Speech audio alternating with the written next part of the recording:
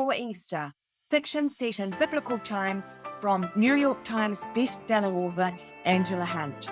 Her compelling new series is set in the New Testament period, and her latest book, Sisters of Corinth, is a captivating story of love, sacrifice, and the quest for power set against the backdrop of ancient Greece.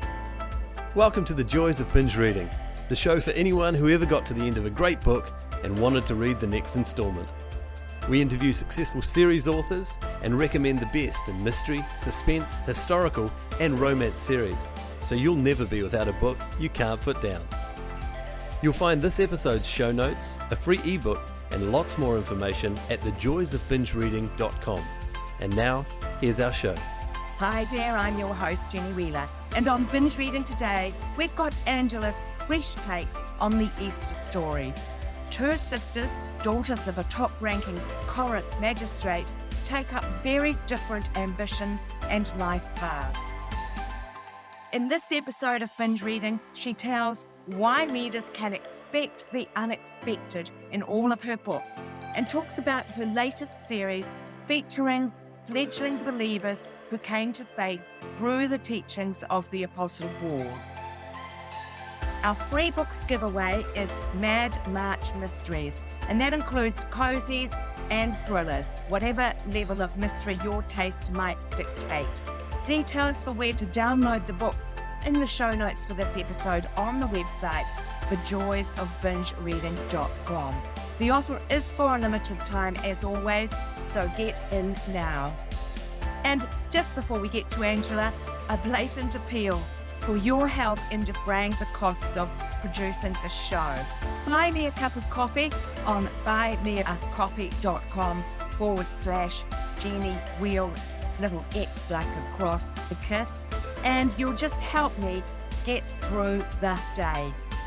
Another housekeeping reminder, if you enjoyed the show, leave us a review so others will find us too. Word of mouth is still the best way for others to discover the show and great books they will love to read. But now, here's Angela. Hello there, Angela, and welcome to the show. It's great to have you with us. Thank you. I'm delighted to be here. It feels so weird because for me, it's Wednesday, and for you, it's Thursday. I feel like we're in a time loop or something.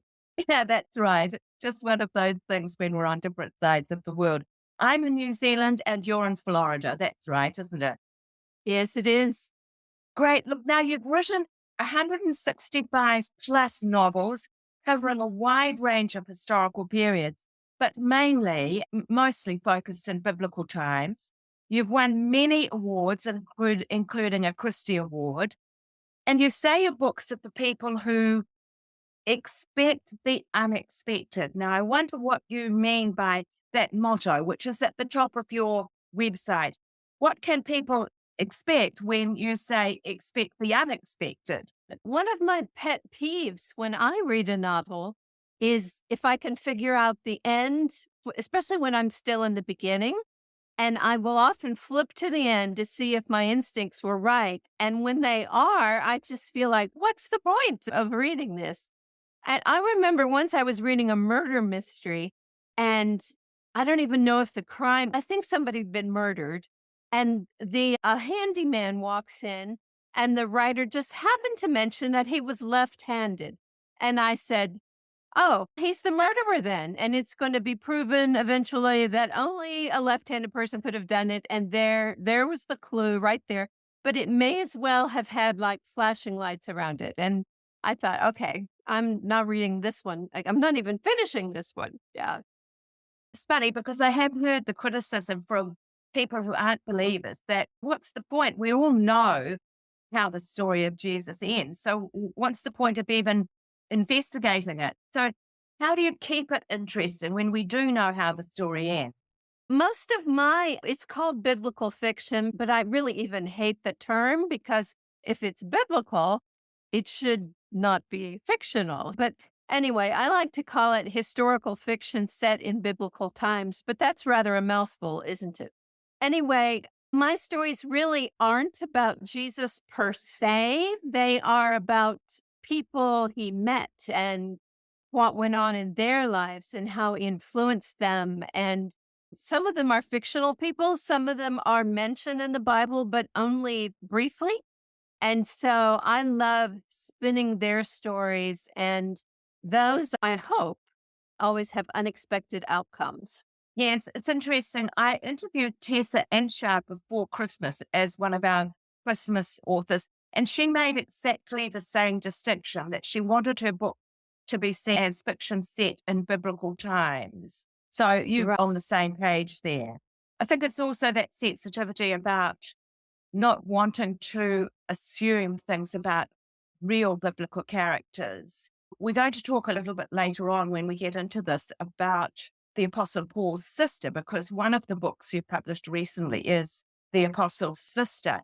And she is a real character, but she's mentioned only in passing. And I'm really interested to hear you talk about how you build up a story around a character like that. But we will get to that. The latest novel that we're focusing on at the moment is The Sisters of Corinth.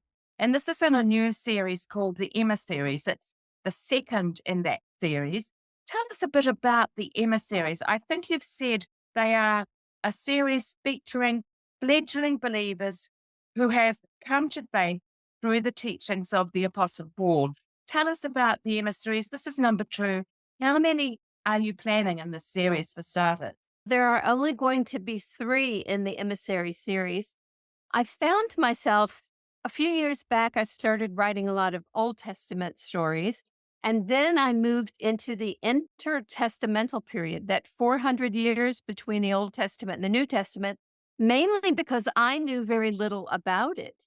That was the time of the Maccabees. Cleopatra fell into that time span. And so I wanted to know more about it. I was curious. So I wrote 4 books set in that time period. And then I wrote another 4 books set in the lifetime of Jesus, where he's just a peripheral character. And as you mentioned, the Apostle's Sister was the last one in that series.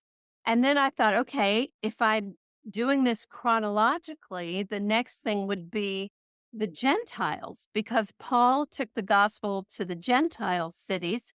And let me tell you, they were a lot rowdier than the Jews were. And I just finished the 3rd book and final book in that series, just handed it in a couple of weeks ago. And I was fascinated. I've written about ancient Rome before, but it's just such a fascinating society. And so much of it has come into our world and our system of government today. So much survives them. So, anyway, the Sisters of Corinth, what is that about? It starts out like a Cinderella story. You've got this important new government official. He's a senator of Rome, and he's going to be the governor of the province that Corinth is the capital of, Achaia, I think it was. And so he's going to be the governor. And there's a local magistrate who has 2 daughters. One is his stepdaughter, one's his biological daughter. And he wants to marry one of those girls off to the governor's son because that will put him in a very good and important position. And he'll be like the governor's right hand man. One of the daughters happens to be a new convert to Christianity, and the other one worships the Roman gods, particularly Aphrodite, is who she starts to worship when she decides she wants to marry the governor's son, because Aphrodite was the goddess of love. And so it's a culture clash. And wouldn't he pick the sweet, quiet one instead of the loud and flamboyant one? So it's really a rivalry story between these 2 sisters and everything they go through. It's like Cinderella run amok if Cinderella had not fit her foot into that slipper. That's right. And with this character of Prima, you do actually get some fascinating detail about the goddess of Aphrodite and what followers of Aphrodite had to do. I wondered how important that research side of things was to you and whether you enjoy doing it. I did. It was a little creepy because even the Bible says that the images of those gods, many of them were inhabited by demons. And so the more a person gave themselves over to the worship of this false god, the more they were opening themselves up to the influence of demons. I enjoyed the research, but it really gets a little creepy at some point, and I don't want to go too far into that.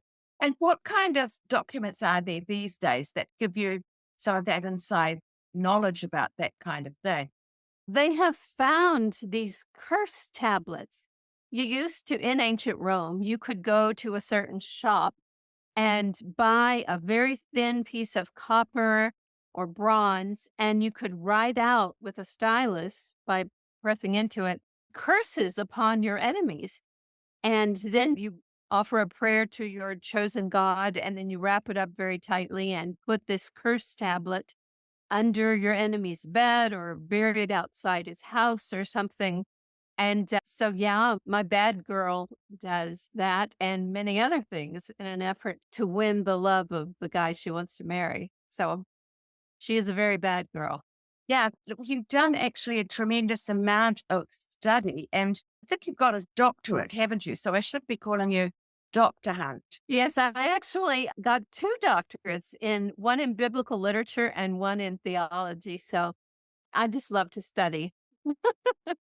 And I asked myself, how on earth did you manage to do all that level of study and still write nearly 170 books? Oh, time management. Let's chalk it up to that. We're going to ask you about a typical writing day when we get into this a little bit further. So maybe we'll get a few tips. Now, you do also, as you've mentioned, take true historical characters like Paul or Priscilla or Aquila in these books that we're discussing, and you also create the fictional ones that satellite around them. How do you balance that fact and fiction side of things, and how important is the historical accuracy to you? I believe historical accuracy is very important. I try never, ever to contradict the historical record as far as we know. So my fictional people are free to do whatever is A, logical, B, plausible, and C, available. So I try to know everything in that society so I can plot out a rational course for the fictional characters. And the historical people, I try to keep them true to what we know of their history. But when you go that far back, a lot of times we don't know exactly. The book I just handed in was set in Rome during the reign of Nero. And of course, both Paul and the Apostle Peter were killed under Nero's reign. And so I had to write both of those deaths and felt terrible doing it. I felt like I was killing them all over again. But I just took educated guesses as to what they would have been like and when they would have occurred. And in the Sisters of Corinth also, there is a key character that helps with the plot development, Gladiator. And once again, I felt you got an insight into the culture of the time. And the gladiator struck me as being a little bit like a matador or a soccer player in our time, where he could have huge fame and riches, and then almost instantly it could be taken away overnight. That was also very interesting to me. Did you find that an interesting part to research? Yes, I was always fascinated with gladiators, even before the movie Gladiator came out, which was, of course, hugely popular. But it seems so contradictory because first they were slaves. Yeah. They had no personal freedom, so they had to do whatever their master said. But if a man was big and strong, they might find themselves in the arena and going to the ludus for training, etc. And of course, they were motivated because if they didn't fight to win, they died in the sand. So they were all highly motivated, but yet the people idolized them just like we idolize sports heroes today. The only difference is, and I hope it stays a big difference, is that we don't allow our athletes to kill each other. Although sometimes watching the fans in the stand, I wonder if we're really that far away from what the Romans experienced. That's right. And I get the sense, I've read it, even the Apostle Sister, although it's not in the Emissary series, and I hope we're not giving anything away, but I got a feeling that things were going to climax in Rome, the end of the Sisters of Corinth, We won't give it away, but it does seem as if some of the characters in that book are going to be journeying to Rome. And the same, you get the feeling with Paul's sister that she might be going to see her brother in Rome as well. So could we expect that in one of these later books, those characters are going to meet up? Yes, when I was writing the third book, I brought back characters from book one and book two, and they all meet together in Rome. And some survive and some do not, but the Lord's purpose works through it all. So that's the Yeah. important thing. Yes. Now, we've mentioned several times the apostle's sister. Tell us what we know of her from the biblical account, and then how did you go about creating a whole book around that? Because we only know a tiny amount. There's only a Mhm. tiny hint of her existence in the Bible, isn't there? There's only one mention of her. And really, there's a mention of her and her son, who was Paul's nephew. But we also know that he was from Tarsus. And so by researching Tarsus, I realized that Paul's family, of course, they were devoutly Jewish and they were Pharisees. And Paul had inherited Roman citizenship, which means that his family had to be in good favor of the governor of that area. So they must have been held in high esteem. Almost every Jewish young man of that social class would have gone to Jerusalem to study Torah under the leading rabbis. And so that's what Paul did. And Paul's sister married the young man. So she also ended up in Jerusalem. And all the Bible tells us is there was a point when Paul was arrested in Jerusalem and he was held at the prison there, the Fortress Antonia, and a bunch of zealots or the religious authorities took a vow that they weren't going to eat until they had killed Paul. And so Paul's little nephew, I don't know how little he was, but Paul's nephew heard about it, ran and told his mother, Paul's sister, and she told him, "You need to go tell the authorities." And so they were able to tell the Roman guards who gathered around Paul and safeguarded him and took him to Caesarea and got him out of that hotbed of trouble in Jerusalem. Paul's nephew and his sister worked together to actually save Paul's life in that situation. So I thought, okay, she's there. We never really thought about Paul having a sister. So I thought she must have an interesting story. So I decided I would take a stab at telling it. Yes. And you don't get the feeling from that biblical account, even just that one verse, that the nephew probably was an adolescent. They probably wouldn't let a kid into a jail. And even to gather the news that he did, hear that bit of gossip, that he probably was old enough to be hanging around, listening to male talk somewhere. So Mhm. probably early to mid adolescence, probably. Yeah. Have you got a favorite time period? And also, is there any character that of these many books you've written that really impacted on you and has affected you even till today? I do ancient Rome just because I find it so fascinating and it seems so similar to even the era that we're living in today.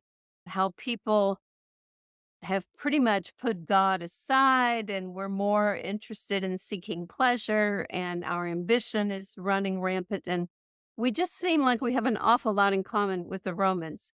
But my favorite character out of all my books is a gorilla. And I was years ago, the book is called Unspoken, and it's about a gorilla who speaks sign language. And years ago, I read this verse in the Bible, and it says, "Ask the animals, and they will tell you." The gist being that they will tell you about God. And so I looked at my husband and I said, "Wouldn't it be cool if, like, this gorilla who spoke sign language could talk about God?"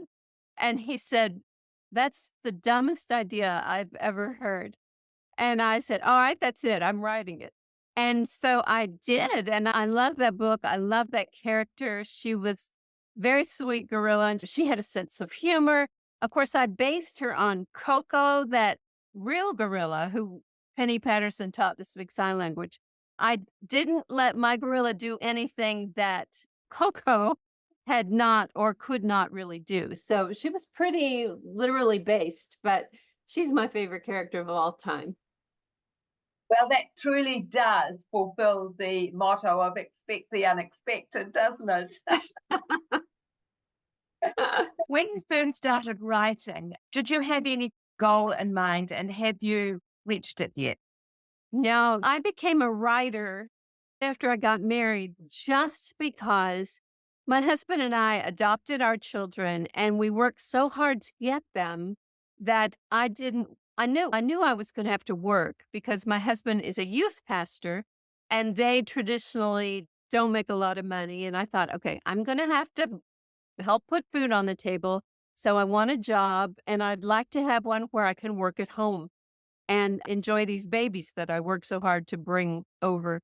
And I thought, okay, I'd been an English major in school, and a friend told me I had a way with words. And I thought, okay, I'll try to write something.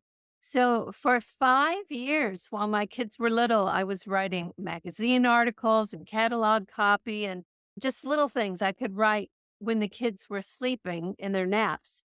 And then I saw an ad in the back of Writer's Digest magazine about a contest for unpublished children's picture book authors. And I thought, well, I'm an unpublished any kind of book author. So I got a book on how to write children's picture books.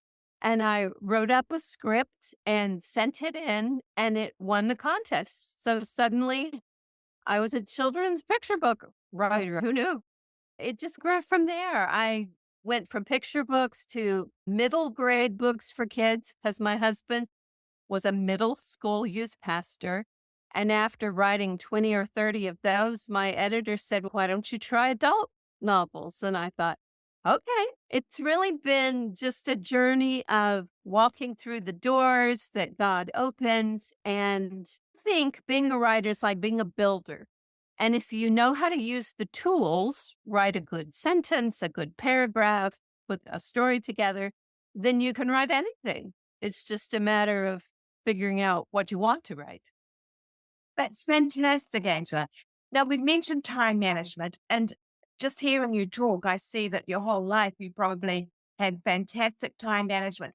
Tell us a bit about your typical writing day. I guess it's now different because your children are probably older, but how do you manage your time so effectively? Yes, every season of life has always been different, but now my kids are grown and out of the house. And my husband and I live in Florida, and we have this weird home that's got separate building. It was built by an artist. And so one building had his art studio, and there's a caboose on the yard and a workshop, and then the house we live in. And I rent two of them out as Airbnbs. So the first thing I do every morning is get up, and if somebody's checking out, I have to clean the Airbnb. Such a glamorous life.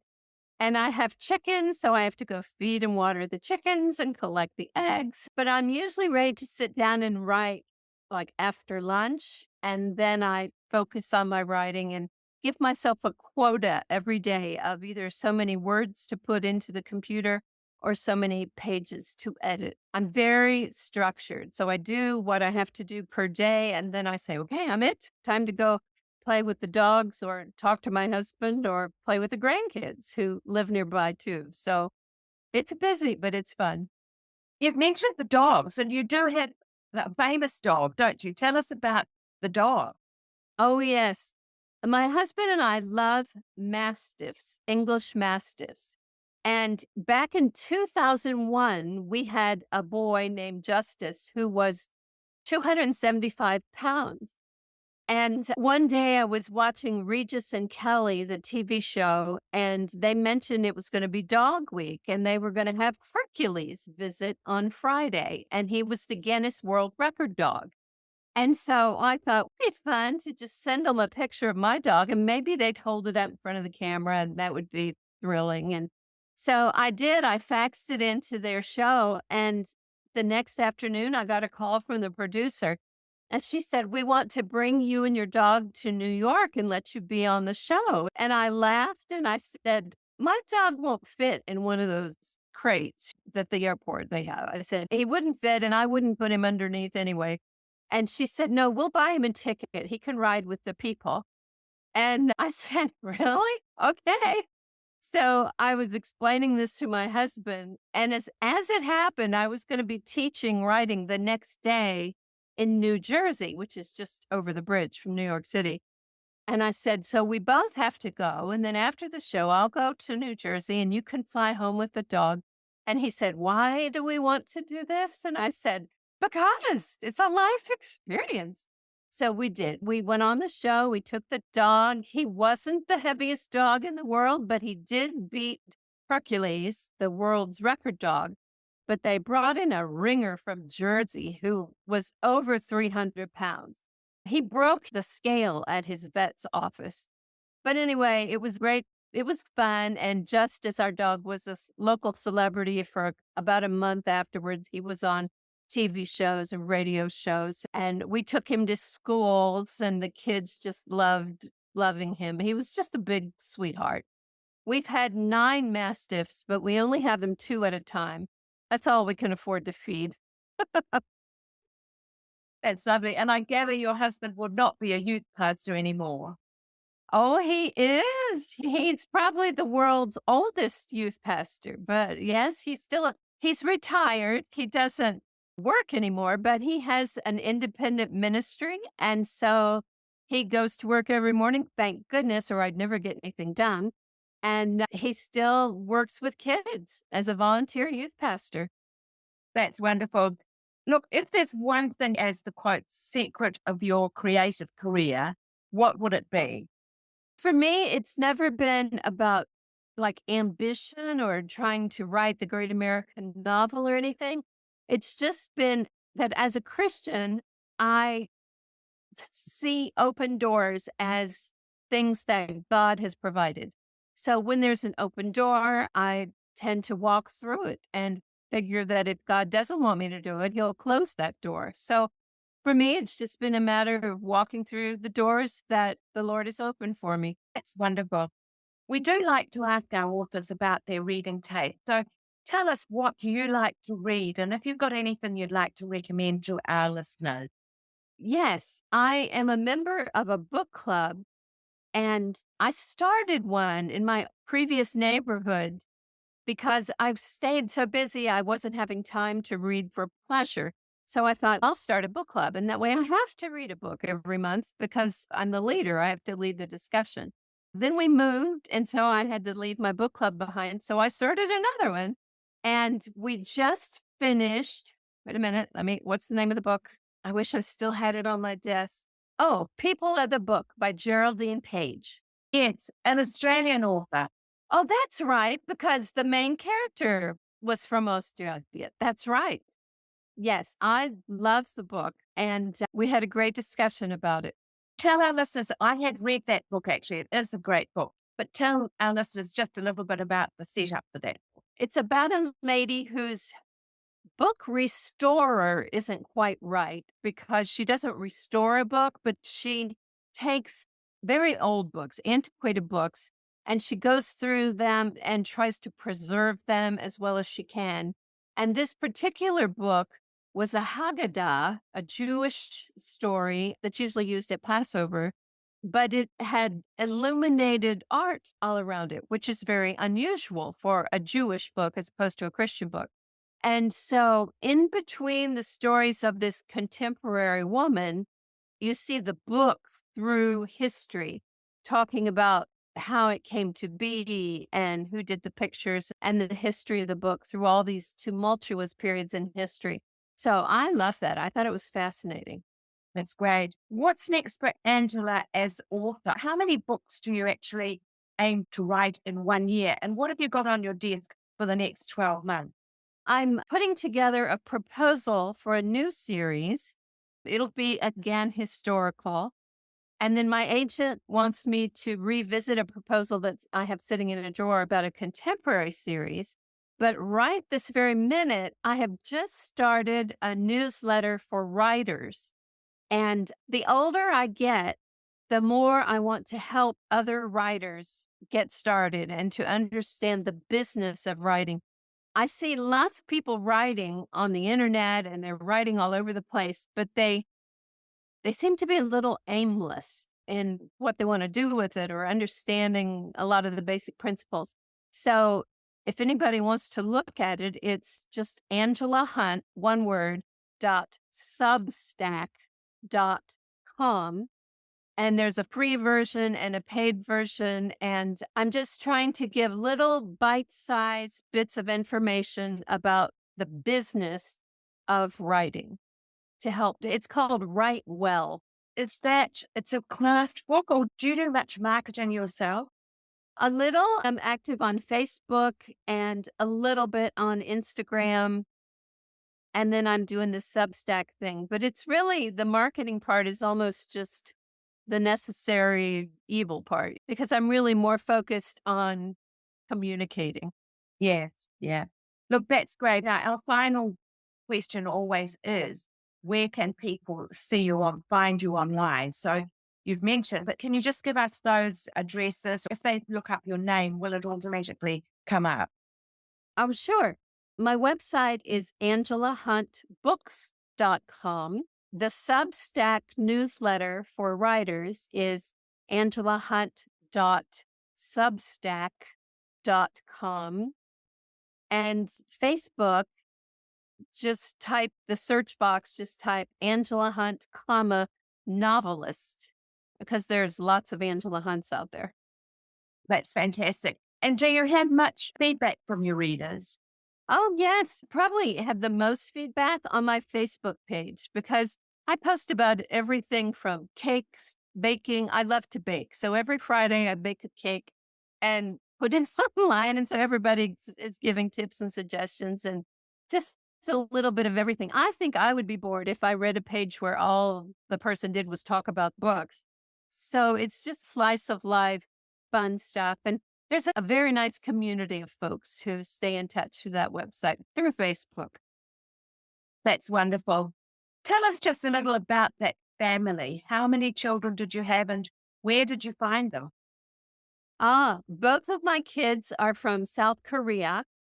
And my daughter she's grown. She wouldn't like it if I gave her age, but she's grown and has 3 children. So I have 3 grandchildren.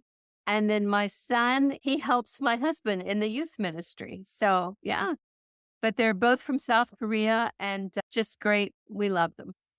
That's wonderful. Look, thank you so much. You obviously have the gift for living a really full life, and that's wonderful. Apart from the success as an author, you've rounded it out wonderfully. So thank you so much for sharing that experience today, and I hope that people will pick up your books and discover what you've got to offer there. Thank you so much. Oh, thanks for having me, Jenny. Next time on Binge Reading, and remember that's now in 2 weeks' time. Our show is now fortnightly rather than weekly, and our guest next time is acclaimed World War II novelist Sarah Sundin and her latest book, Embers in the London Sky, which explores the war through the eyes of a mother separated from her beloved child and a BBC correspondent who knows that reporting the truth may take him deep into the flames. It's a breathtaking novel that seamlessly weaves together history, suspense, and romance in a tale that transcends time. Finally, just that last reminder, leave us a review if you enjoy the show so others will find us too. It's really important to us to let folk know about great books they'd love to read. That's it for today. See you next time and happy reading.